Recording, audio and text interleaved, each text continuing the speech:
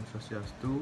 Kami dari kelompok 12 akan menyampaikan materi manfaat social risk management dan konsep pengukuran risiko. Adapun anggota kelompok kami, saya sendiri Putu Meldi Juniawan NPM 165, IKD Agus Indra Satriawan NPM 168, dan Inyoman Budiarta NPM 195. Baik, langsung saja ke materi. Topik bahasan yang pertama, kategori risk management strategi. Yang kedua, pelaksanaan kegiatan SRM. Yang ketiga, konsep pengukuran risiko. Yang keempat, keterkaitan tujuan dan pengukuran dalam SRM.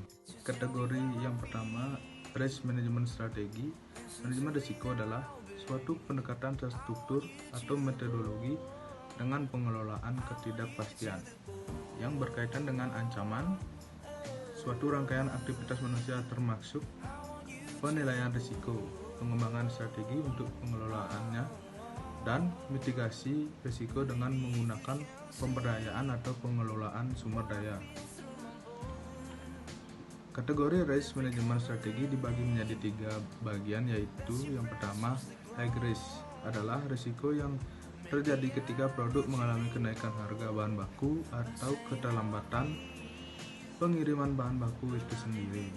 Yang kedua, medium risk adalah risiko yang terjadi pada suatu produk kalah bersaing dengan kompetitor ataupun kecurian aset perusahaan. Yang ketiga, low risk adalah risiko ketika konsumen tidak mampu melunasi pembayaran ketika barang selesai diproduksi, atau juga pekerjaan tidak sesuai dengan standar yang disediakan oleh perusahaan.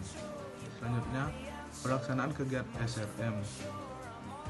Manajemen risiko dibuat guna untuk melindungi perusahaan atau organisasi yang juga mencakup karyawan, properti, reputasi, dan lainnya dari sebuah bahaya yang sewaktu-waktu dapat terjadi.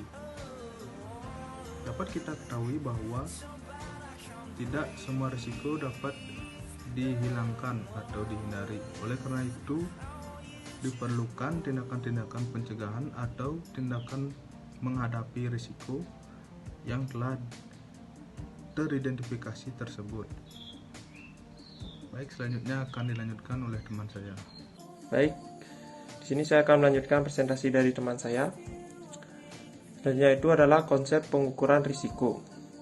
Di sini yang pertama ada konsep probabilitas. Dalam menjelaskan konsep mengenai sample space atau lingkungan kejadian, dan event, suatu kejadian atau peristiwa. Bayangkanlah suatu set S dari kemungkinan kejadian atau hasil dari suatu keadaan tertentu. Set S tersebut mungkin saja berupa daftar dari jumlah terbakar kendaraan di suatu wilayah tertentu atau tahun tertentu. Set seperti inilah yang kita sebut dengan sample space dari kejadian atau peristiwa yang kita amati. Rumus konsep probabilitas yang pertama itu P dalam kurung E merupakan probabilitas terjadinya event. Selanjutnya E merupakan sub event atau subset atau sub event.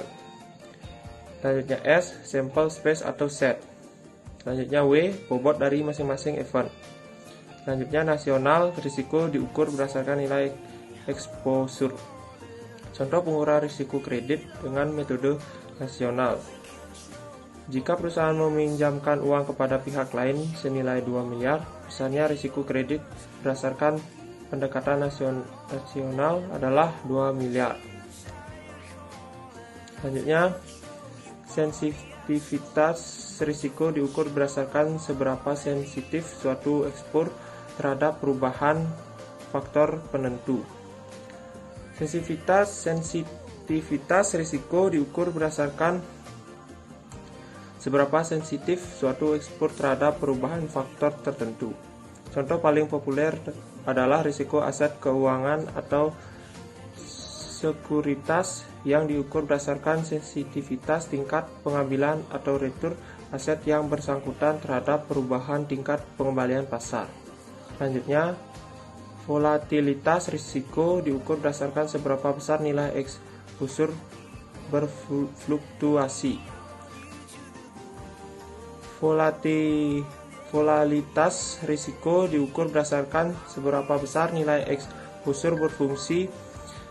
Ukuran yang umum adalah standar deviasi. Semakin besar standar deviasi suatu eksposur, semakin berfluktuasi nilai eksposur tersebut, yang berarti semakin berisiko eksposur atau aset tersebut.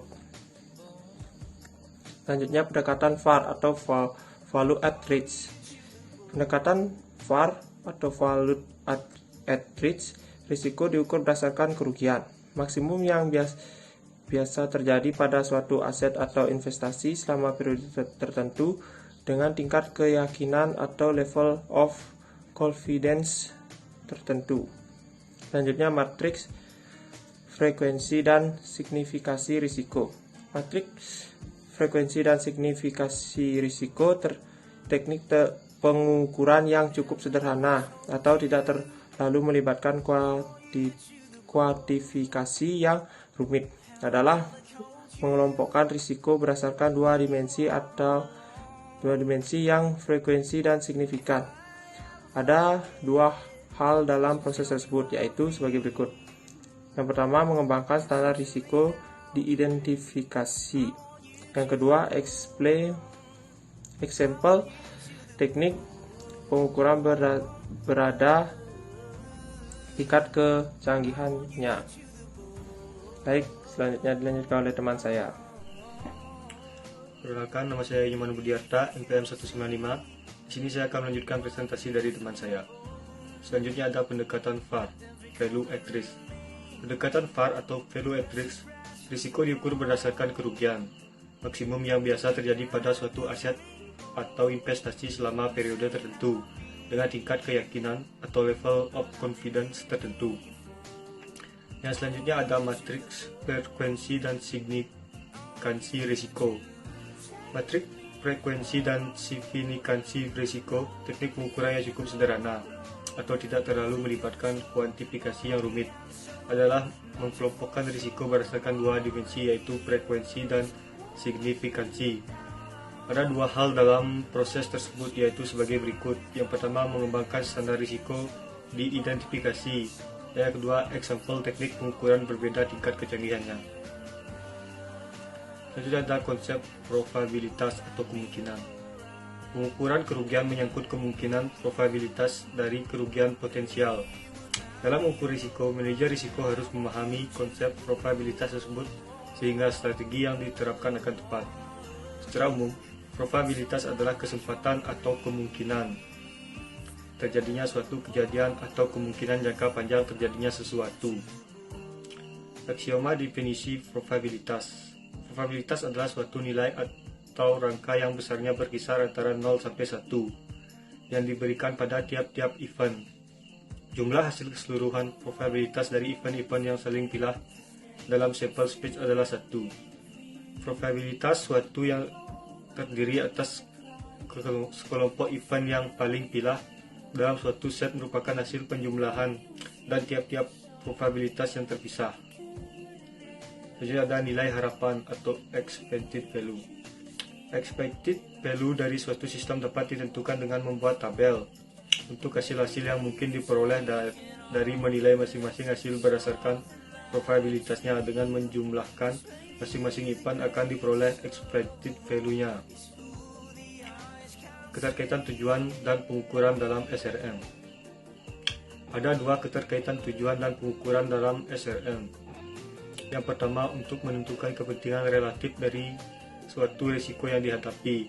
Yang kedua, untuk mendapatkan informasi yang diperlukan oleh manajer risiko dalam upaya menentukan cara dan kombinasi cara-cara yang dapat diterima paling baik dalam penggunaan sarana penanggulangan risiko. Sekian presentasi dari kelompok kami. Mohon maaf apabila ada salah kata. Akhir kata kami ucapkan terima kasih. Kami tutup dengan Parama Santi. Om Santi Santi Santi Om.